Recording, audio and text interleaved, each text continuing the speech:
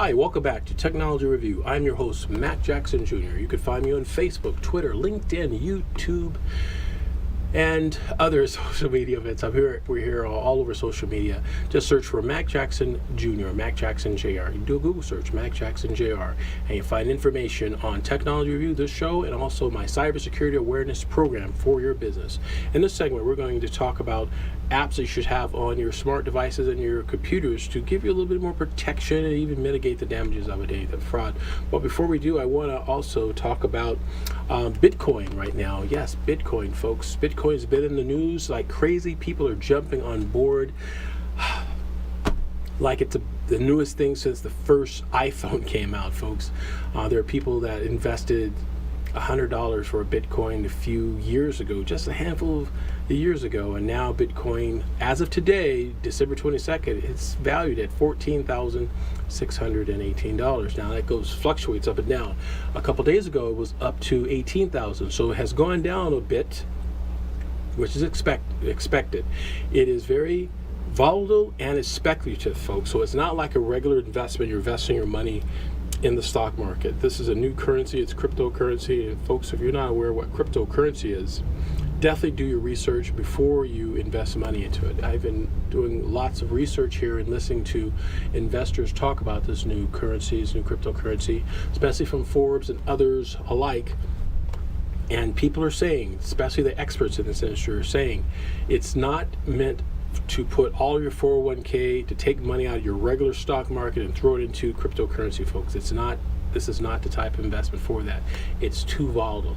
It will go up and up and up. They're expecting a bubble, but maybe not, because it's something very, very new. This is digital communication, digital transaction, digital money. That's what cryptocurrency is, folks, digital money. And it's governed or protected by a thing called the blockchain. And the blockchain, what it is a connection of hundreds of thousands of computers from around the world that verify a transaction. If money sent from customer A to merchant B or vice versa, the transaction between those two, point A and point B, are checked and verified thousands of times within the blockchains for its accuracy and also for its security. And that can protect for it a lot of data security using a blockchain.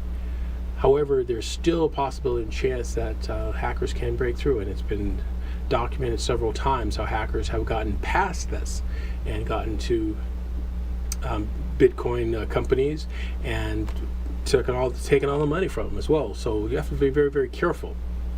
That's why, as I understand it, and I'm also an investor in Bitcoin, is to not put all of your eggs in one basket. How many times we've heard that before? Don't put your eggs in one basket.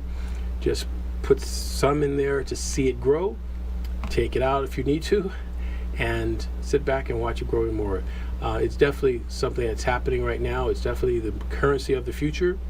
And speaking of that, there was a story I've seen on one of the cable news channels talking about Apple Pay and Samsung Pay and other commercial online ways of paying for merchandise.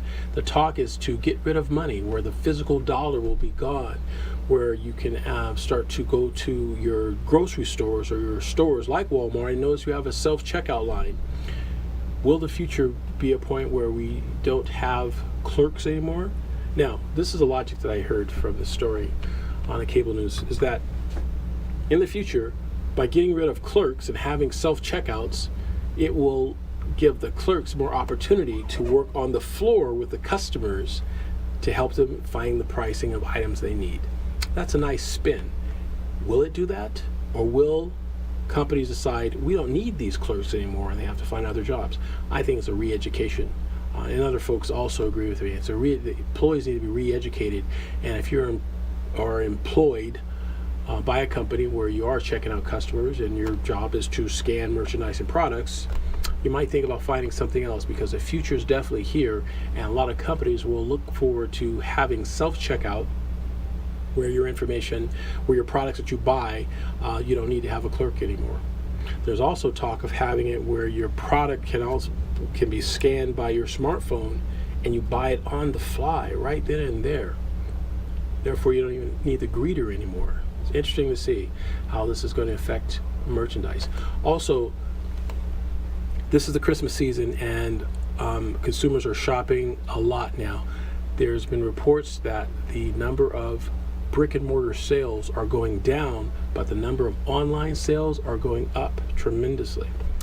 Therefore, people are buying products and services for Christmas and through the holidays using their smartphones and smart devices. And as I mentioned earlier in our show here on Technology Review, you need to make sure that you have protection on your smart device, because folks, cyber thieves are thieves that you cannot see. They're doing it electronically. If a robber steals your purse, you could see that person do that. Electronically, they can do it without you knowing it. So that's why it's imperative, folks, that you have proper software on your smart devices. For example, I recommend having a VPN, a virtual private network, on your smart device, your handheld tablet or laptop or smartphone, if you're trying to hop on to a free Wi-Fi somewhere, or even a Wi-Fi that you're even paying for, folks. Make sure you have a VPN. VPN stands for Virtual Private Network. It gives you an extra layer of protection. It redirects your IP address signature of your computer so the hackers can't tell where you are on the internet through the router. There are lots of different companies out there. One of them I'd like to recommend to you is called Hotspot Shield. It's a good VPN program to use. Secondly, make sure that you have antivirus software on your smartphone too. When you make those phone calls, have antivirus software on your smartphone. It's very important to do that. There's lots of antivirus software programs out there. Some of the major ones, folks, and again, having something is better than having nothing. I'm not saying these two are the best out there, but they are something to have, right? It's better to have a lock on your door than have the door with no locks on it.